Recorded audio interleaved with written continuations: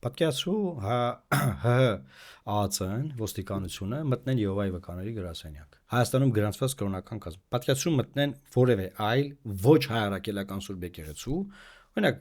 Հիսուս Քրիստոսի վերջին օրի սրբերի եկեղեցի, մորմոնական։ Այ այդտեղ խաղի մեջ կմտնի Արտուր Սաքունցը։ Այդտեղ եւ Արտուր Սաքունցը, եւ բոլոր դեսպանատները, եւ բոլոր իրավապաշտպան կառույցները, բայց նայ,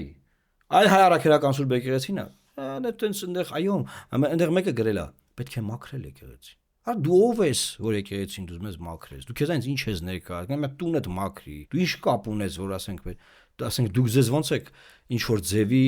վերագրել, որ դուք պետք է ինչ որ բան մաքրեք։ Մեծ ձեզ մաքրեք, ասենք։ Մարդ որ առավոտը չի լվացվում, ասենք, չի լվացվում։ Նայում ես չի լվացվել։